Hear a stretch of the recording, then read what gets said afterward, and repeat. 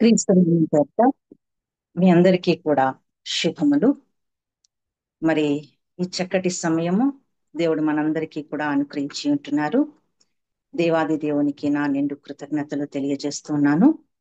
మరి ముఖ్యంగా LIC employees fellowship బిడ్డలందరికీ కూడా నా నిండు కృతజ్ఞతలు. ప్రత్యేకంగా ఇస్రాయల్ బ్రదర్ గారికి, అనితమ్మ మేడం గారికి, మరి అనుపమ్మ సిస్టర్ గారికి, వీరందరికీ కూడా మరి నడిపిస్తున్న బిడ్డలందరికీ కూడా ఏదో చాలా ప్రయాసతో కూడిన పని ఇది. కానీ బిడ్డలందరూ కూడా ఎంత చక్కగా నడిపిస్తున్నారు ఎన్నో ఏళ్ల నుంచి. నిజంగా దేవుడు వారిని దీవించాలని ప్రార్థిస్తూ ఉన్నాము. మరి ఇక్కడ చేరి ఉన్న ప్రతి ఒక్క బిడ్డ పేరు పేరున మీకు వందనాలు చెల్లిస్తున్నాను. మరి అందరినీ కూడా ఆహ్వానిస్తున్నాను. మరి నాకు ఇచ్చిన ఈ గొప్ప అవకాశం, ఇది నాకు ఒక చక్కటి అవకాశం. I take it as a great pleasure for me. It is and a blessing for me to give this message as God has chosen this unworthy vessel for his glorification. I am really thankful to God. మరి ముఖ్యంగా ఈరోజు మనము వాక్యము చదివినాము. యోనా గ్రంథము 4వ అధ్యాయము 9 నుంచి 11 వచనముల వరకు. మరి ఈరోజు మనకున్న అంశం ఏమిటంటే రిపెంటెన్స్. అయితే మనము వాక్యములో వెళ్ళకముందు మరి ఒక ప్రార్థనతో మనం ప్రారంభించుకుందాం. దేవుని శక్తి మనకు నడిపింపు కావాలి. ప్రార్థన. Our loving, gracious, almighty, eternal Father, we thank you, Lord, for giving us this wonderful time to worship you, to adore you, to respect you, to honor you, to glorify you, Father. We have been singing and praising you, Father, and it was a wonderful time, Father, to read your holy scriptures also. Lord, as we submit this time into your precious hands, Lord, speak to us, Master. Give us all the words that we require to develop ourselves into this world, to lead a holy life, a spiritual life, a faithful life, Father. Once again, we commit this time into your hands and we give you all the glory. And we ask this in the mighty name of our living Lord Savior, Jesus Christ. Amen. అయితే ఇప్పుడు యోనా గ్రంథము అనేది నేను ఎందుకు చూస్ చేశానంటే, పశ్చాత్తాపం అనే ఒక అంశంపై ధ్యానిస్తూ ఉండగా నాకు యోనా గ్రంథము I felt it was nice 4 chapters, చక్కటి గ్రంథం. మనం మొత్తం కూడా దాని గురించి మనం చదివేసుకోవచ్చు ఇచ్చిన సమయం బట్టి. 35 నిమిషాల సమయంలో దేవుని వాక్యము సందేశాన్ని నేను ఈ సమయాన్ని పాటిస్తూ ముగించాలని కోరుతున్నాను. మరి యోనా గ్రంథంలో పశ్చాత్తాపం ఎందుకు అనేది మనము చూసినట్లయితే, యోనా గ్రంథంలో యోనా అంటే ఏమిటి? What is the meaning of Yona? It is the meaning is dove. Dove అంటే ఇట్స్ సో వైట్, ఒక చక్కటి పక్షి అది. ఆ పక్షి it symbolizes peace and it is an ambassador.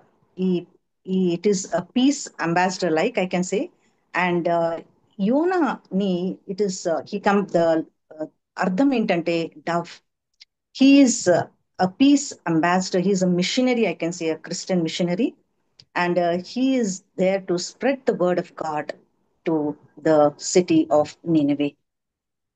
But ఈ 4 చాప్టర్స్ లో చాలా అద్భుతమైన పాఠాలు మనం నేర్చుకోవచ్చు.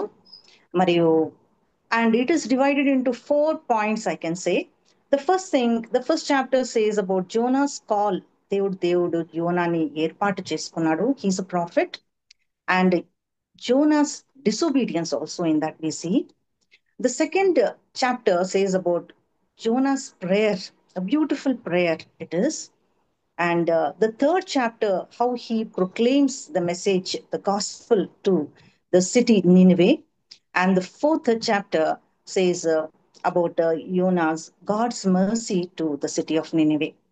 మరి మనము నినివే అనే ఈ పట్టణము అనేది మనకు బైబిల్లో మనకి ఎక్కడ కనబడుతుంది అనేది ఒక చిన్న we can go into the scriptures, because scriptures are only the reference for us. And we can see this Nineveh పట్టణాన్ని 2వ రాజులు, ఒకసారి ఎవరైనా గబగబా తీస్తే అక్కడ మనము ఇక్కడ నినివే పట్టణం మనకు కనబడుతుంది. 2వ రాజులు 19వ అధ్యాయము 36వ వచనం చదవండి. Please read 2 kings 19th chapter 36వ వచనము. రాజు అయిన సన్హెరీబు తిరిగిపోయి నినివే పట్టణమునకు వచ్చి నివసించిన తరువాత అంతేనండి. అతడు ఇస్రోకు అను తన దేవత మందిరమందు మొక్కుచుండగా అతని కుమారులైన అద్రెమ్మెలకును హరెజెరును ఖడ్గంతో అతని చంపి అరారాతు దేశంలోకి తప్పించుకొని పోయిరి. ఎస్ అండి, థ్యాంక్ యూ అండి. మనం ఇక్కడ చూస్తాం, ఈ నినివే పట్టణం అనే పేరు మనకు స్క్రిప్చర్స్ లో ఉంది. అంటే నినివే పట్టణంలో ఎంత పాపం చేసి ఉన్నారంటే, there is a lot of sin in that place. ఇప్పుడు Nineveh is the capital city of Assyria. మనకి ఎట్లా Delhi is the capital city of India, అట్లనే Nineveh is the capital city of Assyria. అయితే ఈ నినివే పట్టణం, దీంట్లో ఈ రాజు, ఇక్కడ మనం ఇంతకు ముందు జరిగిన సంఘటనలో మనం అంతా చూసినట్లయితే, అక్కడ 1,85,000 జనాలు, దేవుని దూతలు, అక్కడ ఆ సోల్జర్స్ అందరూ కూడా చనిపోతారు. అప్పుడు వెంటనే ఈ రాజు ఏమనుకుంటాడంటే, ఇంత గొప్ప దేవుడు వీరు ఆరాధిస్తున్నారు కదా, మరి అయితే నేను వెంటనే నా పట్టణానికి వెళ్ళి అక్కడ నేను నా దేవుణ్ణి ఆరాధిస్తాను అని ఆయన ఆరాధించడం మొదలుపెట్టినప్పుడు, వాళ్ళిద్దరు కొడుకులు వెంటనే వెనక్కి వచ్చి ఆయనను పొడుస్తారనమాట. అంత పాపముతో కూడిన ఈ పట్టణం అన్నమాట. So we have seen, this is only a small reference. Then after that we can read in the house about all these things.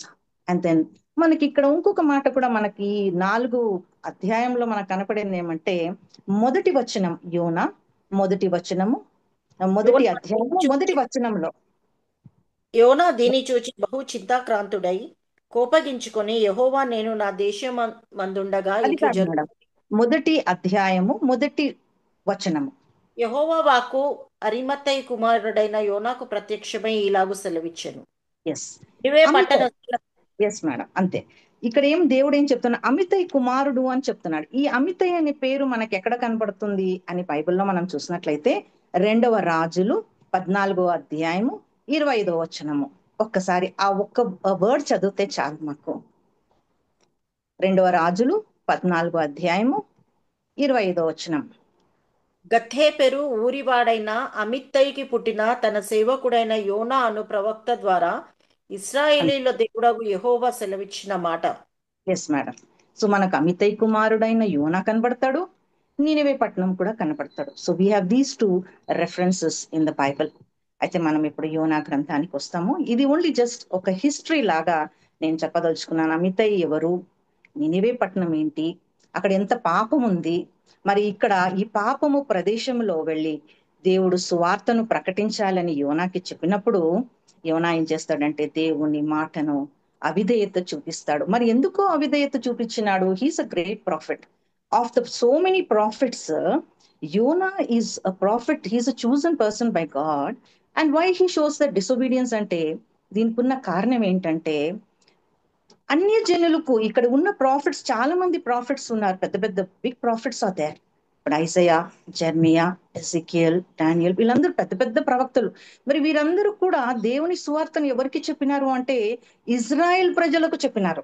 They have they have prophesied to Israel people. కానీ దేవుడు ఇక్కడ యోనాను ప్రత్యేకంగా చూసి ఎందుకు చేసినాడంటే, he has to say the word to అన్యజనులకు చెప్పాలన్నమాట. ఇక్కడ అన్యజనులకు చెప్పడం చాలా కష్టమైన విషయం. It's not a small thing. ఎందుకంటే ఇప్పుడు మనం అన్యజనులకి ఏమైనా సువార్త చెప్తే వాళ్ళు ఒప్పుకుంటారండి? ఆ విధంగా దేవుడు హీ హస్ చూసన్ హిమ్. ఈ అన్యజనులకు ఆల్వేస్, ఇజ్రాయిల్ కి ఏముంది అని అంటే, there is always a threat by these two, by this Assyria, by this country Assyria. This always a threat to this northern Israel, southern Israel. వీళ్ళకి అసలు వాళ్ళకు వీళ్ళకు పడది. హౌ ఇండియాకి పాకిస్తాన్ కానీ చైనా కానీ పడదో, ఆ విధంగా వీళ్ళకు కూడా చాలా థ్రెట్ ఉంది. అందుకనే ఈ థ్రెట్ నుంచి విముక్తి పొందాలని యోనా ఆలోచన చేసి, అక్కడ వాళ్ళు నశించిపోవాలనే ఆలోచన అతనికి. he doesn't want them to be survived, he wants them to be perished. And he knows that God is a very merciful God. He's a God who changes his mind. He's a God who is so kind and compassionate God. అందుకని ఈయన దేవుడు, యోనాకు తెలుసు దేవుడు మారిపోతాడు, వీళ్ళు పశ్చాత్తాప పడితే దేవుడు మారిపోతాడని తెలుసు. కానీ యోనా ఉద్దేశం ఏంటంటే, వాళ్ళు మారిపోయి వాళ్ళు నశింపబడాలి. They should be perished. That was his thought అన్నమాట. అందుకని ఏం చేస్తాడంటే యోనా అవిధేయత చూపిస్తాడు. ఏం చేస్తాడంటే, ఇప్పుడు ఇజ్రాయిల్ దేశం అనేది మధ్యలో ఉంటే, ఇజ్రాయెల్ కి మనం ఈస్ట్ 800 కిలోమీటర్స్ వెళ్తే నీనివే పట్టణం వస్తుంది. ఈ వెనకకు వెళ్తే 4,000 కిలోమీటర్ వెళ్తే తర్షిష్ కి వెళ్ళిపోవాలని ప్రయాణం చేయడానికి మొదలు పెడతాడనమాట. అంటే ఇక్కడ ముందుకు ఇజ్రాయెల్ ప్రదేశం మధ్యలో ఉంటే, ఇటువైపు వెళ్తే 800 కిలోమీటర్లు అయితే, ఇటువైపు 4000 కిలోమీటర్లు ప్రయాణం చేసి తర్షిషు ప్రదేశానికి, ఆ కంట్రీకి వెళ్ళాలని ఆలోచన చేస్తాడు. మరి అంత దూరం ఎందుకు వెళ్ళాలని ఆలోచన చేస్తాడు? ఎందుకంటే దేవుని సన్నిధి నుంచి దూరం అయిపోవాలని ఆలోచన చేస్తాడు. హీ వాంట్స్ టు బి అవే. అందుకనే మనకు మొదటి అధ్యాయము 3వ వచనంలో మనం చూస్తాం, చూడండి, ఒకసారి చదవండి. అయితే యెహోవా సన్నిధిలో నుండి తర్షీషు పట్టణమునకు పారిపోవాలని యోనా యొప్పేకు ఎస్, పోయి అంతే తర్షీషునకు మేడం. పోవు ఒక ఓడను ఎస్ మేడం. చూసి. ఎస్ మేడం, అంతే. దేవుని సన్నిధిలోనండి, అంటే ఎంత దూరము ప్రయాణం చేస్తున్నాడంటే, నేను దేవుని సన్నిధి నుంచి నేను దూరం వెళ్ళిపోవాలని ఆలోచన అనమాట. He is going in the opposite direction. Now if he has to come to Nineveh పట్టణానికి రావాలంటే ఆయన 4800 మళ్ళీ ప్రయాణం చేయాలన్నమాట. ఇదంతా అయ్యేది సాధ్యం కాదనేసి ఆయన ఆలోచన ఏం చేశాడంటే, it's better to go as far as far as possible. He wants to go away from God's presence. నిజంగాంటే ఇక్కడ మనం దేవుని సన్నిధి నుంచి మనం ఎప్పుడైతే దూరము వెళ్ళిపోతామో, 1వ అధ్యాయము 6వ వచనంలో మనం చూసినట్లయితే, అక్కడ ఇప్పుడు ఇక్కడ జరిగిన సంఘటన అంటే, ఇంతకు ముందు నేను చెప్పే మాట ఏంటంటే, ఎప్పుడైతే when he boarded, he took the fare and boarded in the ship, and then when he started the journey, there was a very big storm, a storm, wind, everything. And the ship was almost in a very disturbed position. It was almost like to wreck. The ship was almost to have, it was almost like to be drowned. ఇలాంటి position లో ఉన్నప్పుడు captain of the ship, he felt that it was something unusual. ఇది మామూలుగా జరిగే storm గానీ wind గానీ అని అర్థమైపోయింది ఆయనకు. ఆ వెంటనే the captain of the ship, he started seeing everybody, but at one corner of the ship Yona was sleeping there. అప్పుడు వెంటనే దేవుని సన్నిధి నుంచి దూరం వెళ్ళినప్పుడు 6వ వచనంలో మనం ఏం చూస్తామనంటే, ఒక్కసారి 6వ వచనం ఒక 2 మాటలు చదవండి. ఆరో అప్పుడు వచనంలో. అప్పుడు ఓడ నాయకుడు అతని యొద్దకు వచ్చి, ఓయి నిద్రపోతా, ఎస్ నీకేమి మేడం. వచ్చినది? ఆ నీవు ఓయే లేచి నిద్రపోతా, ఓయే నిద్రపోతా అంటున్నాడు అనమాట.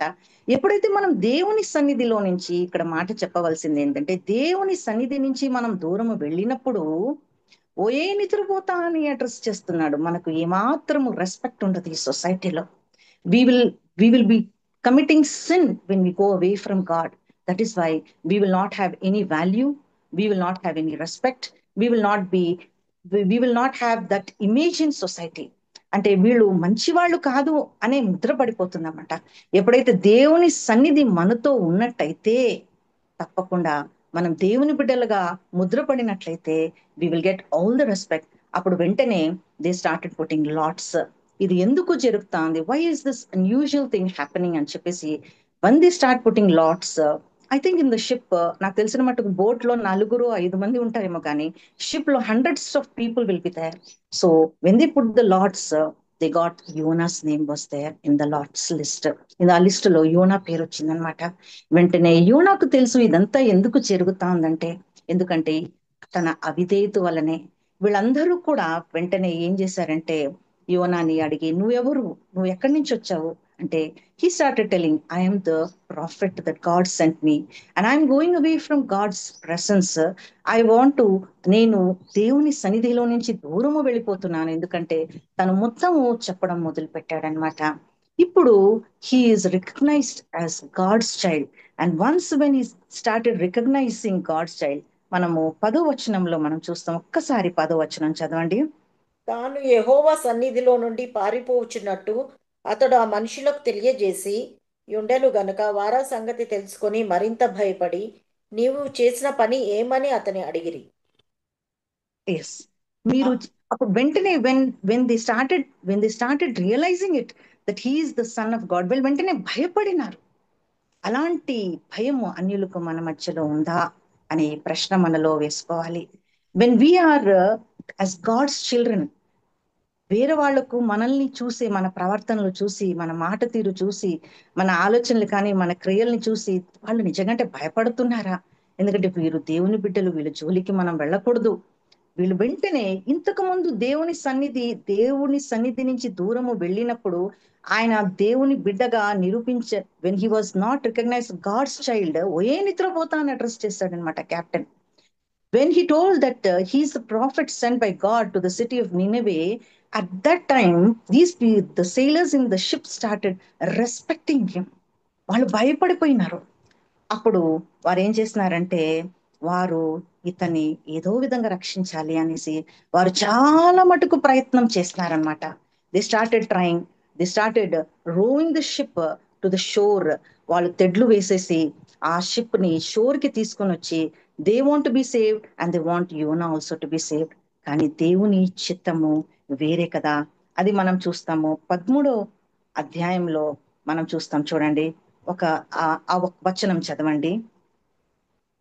వారు వారు ఓడను వెనక్కి తెచ్చుటకు తెడ్లను బహుబలముగా వేసిరి గాని గాలి తమకు ఎదురై తుఫాను బలము చేత సముద్రము పొంగియుండుట వలన వారి ప్రయత్నము వ్యర్థమాయెను.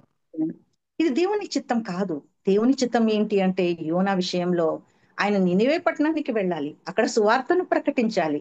వీరు ఎంత ప్రయత్నం చేసినా, యోనాని గాని వారు కాని క్షేమంగా ఉండాలని ప్రయత్నం ఎంతగా చేసినా కూడా ఆ ప్రయత్నం అంతా కూడా వ్యర్థమైనది. మన జీవితంలో కూడా అలానే ఉంటుంది. మనం ఎప్పుడైతే దేవుని విరుద్ధంగా ఏ ప్రయత్నము చేసినా కూడా అది ఫలించదు. అది మనం గ్రహించాలి. అందుకనే ఇక్కడ వాడు ఎంత ప్రయత్నం చేసి, they started going against the wind, they started going and trying, they wanted to save them cells and Yona. But Yona was telling, నన్ను వేసేసేయండి, నన్ను పారవేసేసేయండి నీళ్ళలో, మీకు ఏ ప్రాబ్లం ఉండదు, వెంటనే ద స్టార్మ్ విల్ బి కామ్డ్ అంటూనే ఉన్నాడు. అయినప్పటికీ కూడా వీళ్ళు ధైర్యం చేయలేకపోయినారు. ఎందుకంటే అతను ప్రవక్త అని వారు అర్థం చేసుకున్నారు. వాళ్ళు ఆ వెంటనే వారు ప్రయత్నం చేయడానికి మొదలు పెట్టినారు. కానీ ఆ రెస్పెక్ట్ అనేది ఉంది. కానీ దేవుని సన్నిధి మనతో ఉన్నట్లయితే ఆ రెస్పెక్ట్, దేవుని బిడ్డలుగా మనం ముద్రించబడి ఉన్నాం కాబట్టి ఆ ఆ విధంగా వారు ఆయనని మరి వాళ్ళు సేవ్ చేయాలనుకున్నా కూడా అది దేవునికి విరుద్ధంగా ఉంది. కానీ వారు ఎంత ప్రయత్నం చేసినా కూడా ఆ ప్రయత్నం అంతా కూడా వ్యర్థమైనది. ఇంకా వారు ఏం చేసినారంటే, ప్రార్థన చేసి దేవునికి మొరపెట్టి ఏడ్చి, దేవా, మా మీ నుంచి ఇదంతా జరుగుతాంది, కానీ మా తప్పు ఏ మాత్రం ఇక్కడ లేదు. మమ్మల్ని మాత్రము you don't punish us for what we're doing and we're going to throw యోనా ఇన్ టు ద సీ అనేసి వారి యోనాని నీటిలో పారవేసేసారు. ఆ వెంటనే ఏం జరిగింది అని అంటే, మనము will see that in 15th verse, first chapter యోనాను 15th. ఎత్తి సముద్రంలో పడవేసిరి, పడవేయగానే సముద్రము పొంగకుండా ఆగెను. పొంగకుండా ఆగానండి. వెంటనే అది చూడగానే ఆ మనుషులు యెహోవాకు మిగులు భయపడి ఆయనకు బలి అర్పించి మృక్కుబళ్ళు చేసిరి. The started, there was a wonderful miracle that happened there. Jonah's disobedience also saved the people there. They saw this great miracle. వెంటనే the storm became calm and the people were safe in the ship. They came to know that this is really the message that he is the servant of God అని అర్థం చేసుకొని వాళ్ళు వెంటనే వారు బలులు అర్పించడం మొదలుపెట్టి ప్రార్థన చేసి రక్షణ, they enjoyed that wonderful gift of salvation that God has given them. ఇక్కడ కూడా మనం చూసినట్లయితే ఈ అధ్యాయంలో మనం ఈ విషయాలన్నీ మనం ఒకటైన తర్వాత ఒకటి చూసినట్లయితే దేవుని సన్నిధి మనకు చాలా అవసరం. దేవుని సన్నిధి, ఎందుకంటే మోషే అంటాడు, దేవా నీ సన్నిధి లేకుండా నేను ఒక అడుగు కూడా ముందు వెయ్యను అంటాడు. దావీదు అంటాడు, దేవా నీ సన్నిధి నుంచి నన్ను దూరము త్రోసివేయకు, ఎందుకంటే నేను పాపము చేస్తాను, నేను చీకట్లో ఉంటాను, కాబట్టి దేవా నాకు నీ సన్నిధి నాతో ఉండాలి. మనం దేవునికి విరుద్ధంగా ఏదైనా చేసినట్లయితే అది ఏమాత్రము కూడా ఫలించదు అని మనం గ్రహించాలి. మరి దేవుని బిడ్డలకు, దేవుని ముద్రించబడిన బిడ్డలకు తప్పకుండా ఒక రెస్పెక్ట్ అనేది ఉంటుంది మన సొసైటీలో. ఒకవేళ మనం దేవుని బిడ్డలుగా ఉండకపోతే వి విల్ సీ, ఇలా మనల్ని చాలా చాలా అంటే we will see that we will not be respected in society and we start sinning. అక్కడ మనం ఇంకోటి చూసినట్లయితే యోనా ఒక అవిధేయత has saved those many people. వాళ్ళందరూ కూడా రక్షణ పొందినారు. వారు భయపడినారు, ప్రార్థన చేసినారు, మొరపెట్టారు, ఏడ్చారు. ఇవన్నీ కూడా మనం చూస్తాము. ఈ మొట్టమొదటి అధ్యాయంలో నేర్చుకున్న పాఠాలు ఇవన్నీ కూడా. అందుకనే ఈ దేవుని సన్నిధి మనం కోరుకోవాలని ఆశపడుతున్నాం. మరి 2వ అధ్యాయంకి వచ్చిన వెంటనే మనము we see Yona's prayer, beautiful prayer. అందుకనే ఇక్కడ మనకెప్పుడు కూడా 2వ అధ్యాయము 2వ వచనం ఒక్కసారి చదవండి. నేను ఉపద్రవములో ఉండి యెహోవాకు మనవి చేయగా ఆయన నాకు ప్రత్యుత్తరం ఇచ్చెను. పాతాళ గర్భములో నుండి నేను కేకలు వేయగా నీవు నా ప్రార్థన అంగీకరించి ఉన్నావు. నీవు నన్ను అగాధమైన సముద్ర గర్భములో పడవేసి ఉన్నావు. ప్రవాహములు నన్ను చుట్టుకొని ఉన్నవి. నీ తరంగములను నీ కరులను నన్ను కప్పియున్నవి. నీ సన్నిధిలో నుండి నేను వెలివేయబడినను నీ పరిశుద్ధాలయము తట్టు మరలా చూచెదననుకొంటిని. ప్రాణాంతము వచ్చినంతగా జలములు నన్ను చుట్టుకుని ఉన్నవి. సముద్రాగాధము నన్ను ఆవరించి ఉన్నది.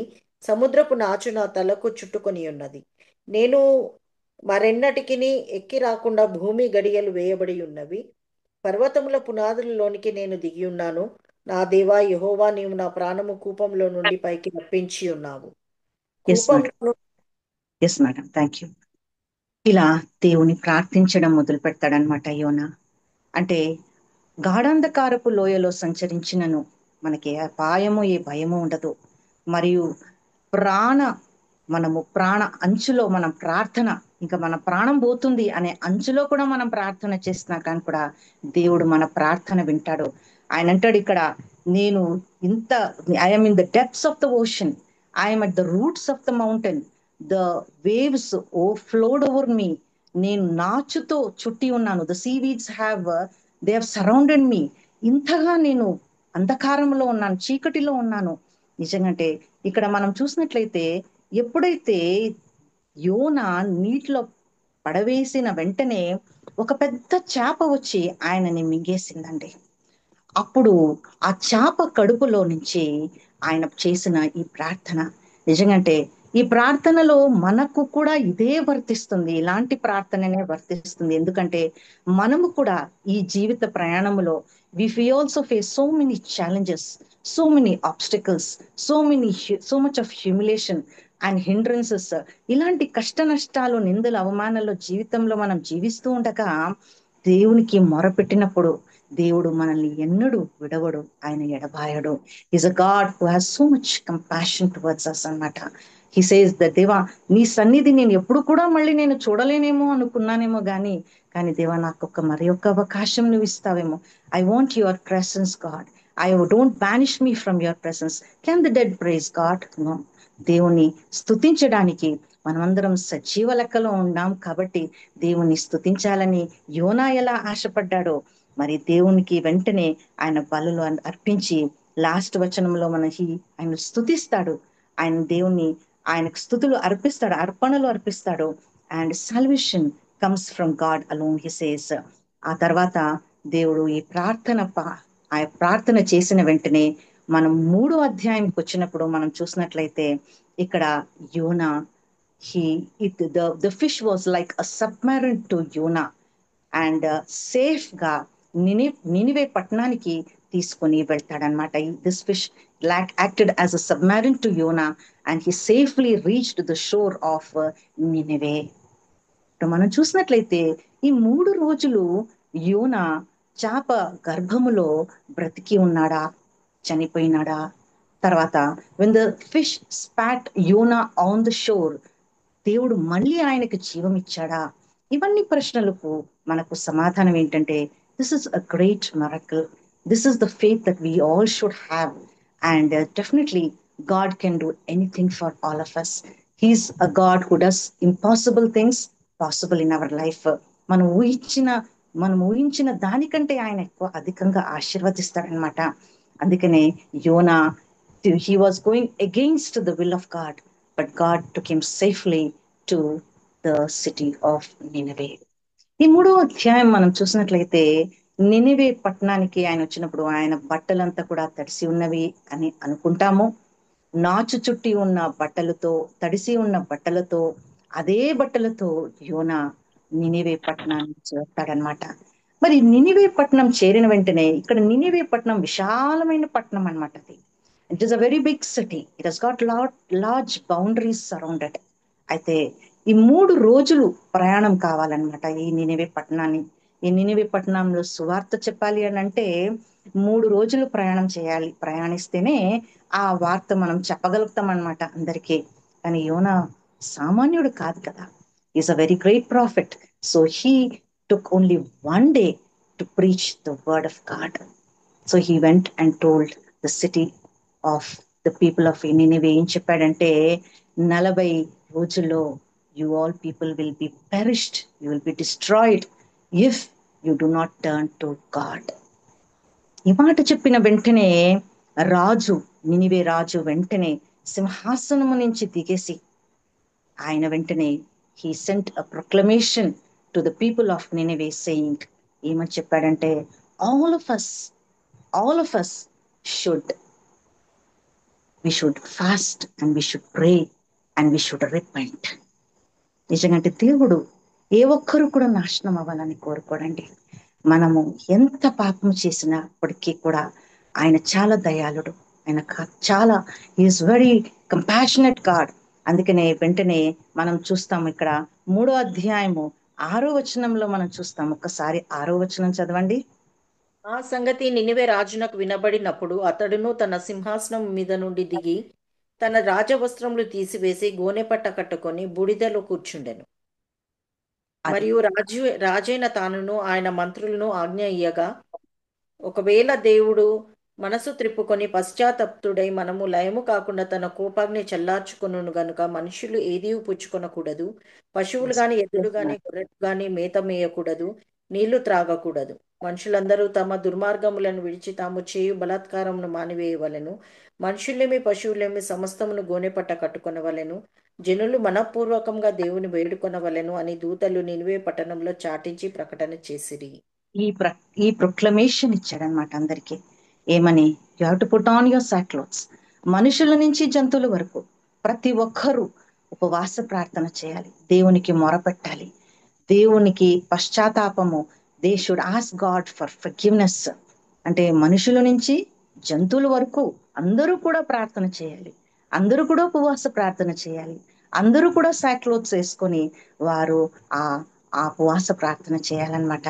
సో ప్రతి ఒక్కరూ, he did not want anyone, the king did not spare anybody.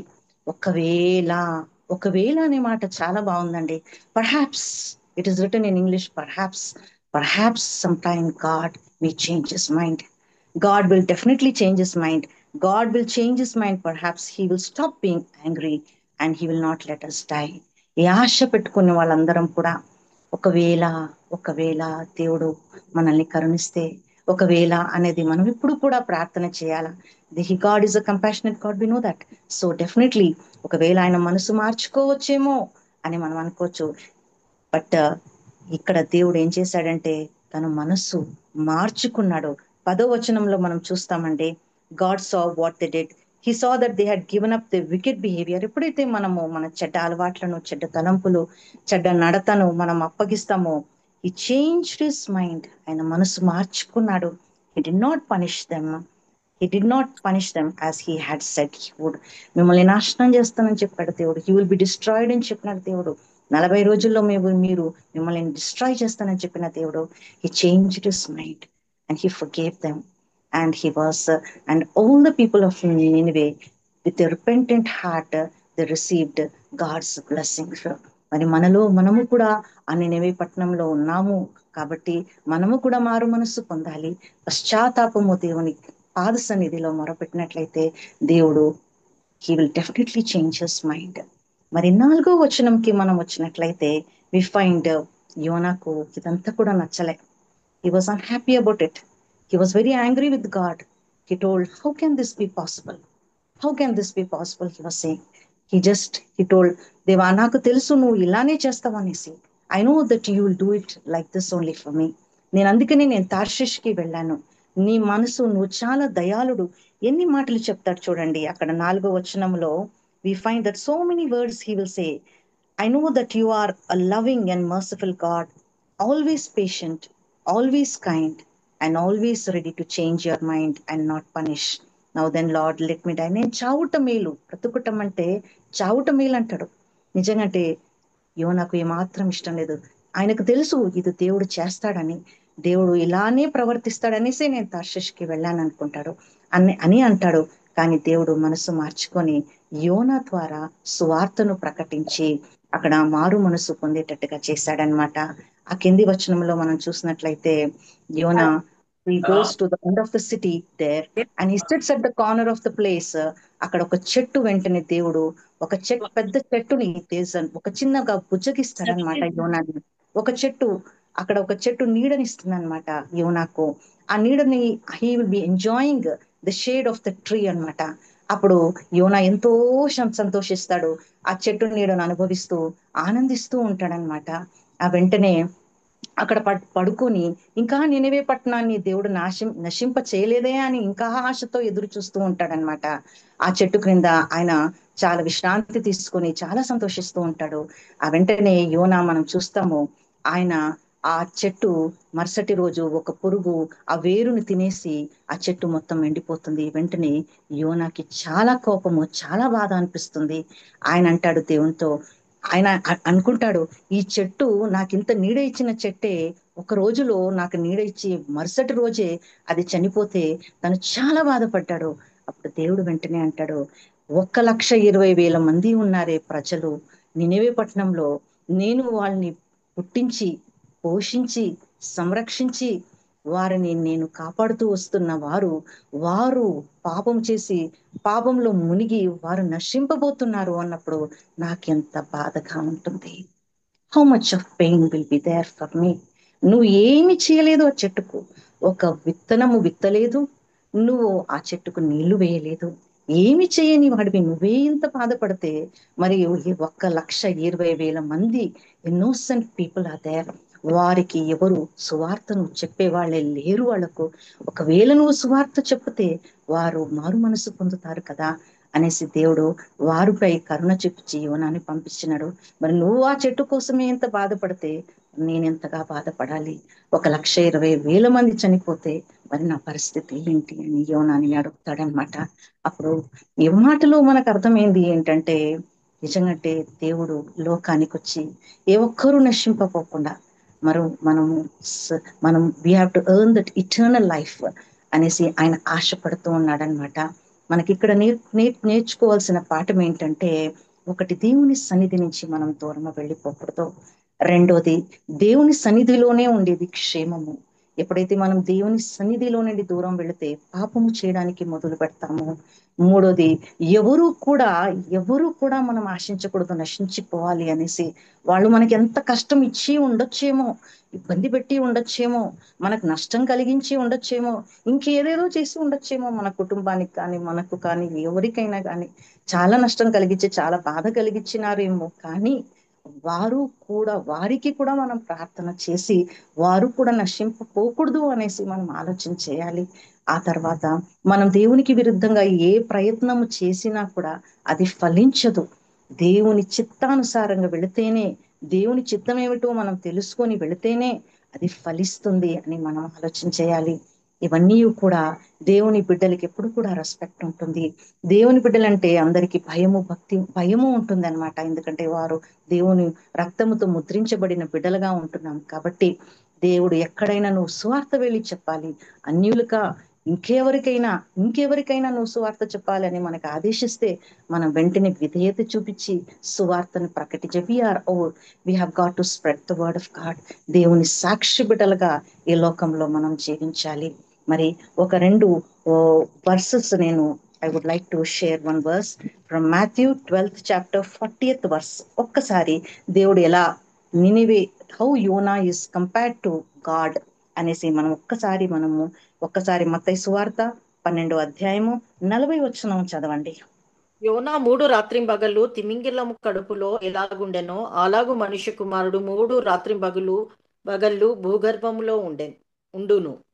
మరి లూకా సువార్త 11వ అధ్యాయము 30వ వచనము. లూకా సువార్త 11వ అధ్యాయము 30వ వచనము.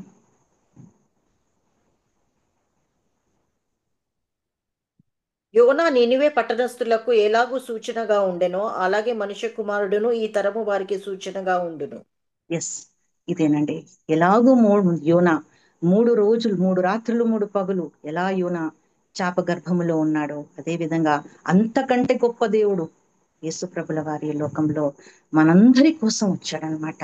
నినివే పట్టణానికి ఎలా యోనా వెళ్ళి సువార్తను ప్రకటించి వారు నశించిపోకుండా దేవుడిని వాళ్ళు హౌది వేసి, అలానే దేవుడు మనందరి కోసం అంత గొప్ప దేవుడు ఆయన. యోనా కంటే ఎంతో గొప్పవాడైన ఆయన కూడా మన ఈ లోకంలో వచ్చి మనందరినీ రక్షించడానికి వచ్చిన దేవుడు. మనం అంగీకరించి మనం ఆయన చిత్తానుసారంగా నడిచి ఆయన సాక్షిబిడ్డలుగా జీవించాలి, సువార్తను ప్రకటించాలి, ఆయన కొరకే జీవించాలి. ఈరోజు మనం ఈ లోకంలో ఉన్నామంటే ఆయన ఆయన కొరకు జీవించాలి.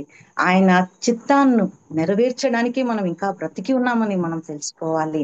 మనకు ఆయన విరుద్ధంగా మనం జీవించాలని కాదు. 16 ఈరోజు 100వ దేవుడు పేజీ. ఆశించేది.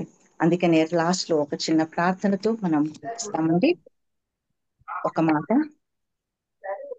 ప్రార్థన. ఒడ్డు చేరి నీ ఎదుట నిల్చున్నప్పుడు రక్షకా, ఒక ఆత్మనైనా తేకా సిగ్గుపడిపోదునా, ఒక ఆత్మనైనా నేను రక్షింపకాయసువా, ఒటి చేతులతో నిన్ను దర్శించుట తగునా. అతి పరిశుద్ధమైన మా పరలోకపు తండ్రి, దేవా, ఈ సమయం మా అందరికీ అనుగ్రహించిన విధానం బట్టి మీకు వందనాలు చెల్లిస్తున్నాం. మాతో మాట్లాడిన విధానం బట్టి మీకు వందనాలు చెల్లిస్తున్నాం. యోనా విషయంలో ఎన్నో నేర్చుకున్నాం తండ్రి పాఠాలు. మీకు విధేయత చూపించి ఈ లోకంలో జీవించడానికి మాకు సహాయం చేయండి. ఇచ్చిన ఈ గొప్ప అవకాశం బట్టి వందనాలు. చేరి ఉన్న బిడ్డలందరినీ కూడా దీవించి ఆశీర్వదించమని యేసయ్య అతి పరిశుద్ధమైన నామం బట్టి ప్రార్థిస్తూ ఉంది ఉన్న పరమ తండ్రి. Amen, amen. Thank you very much. Thank you all.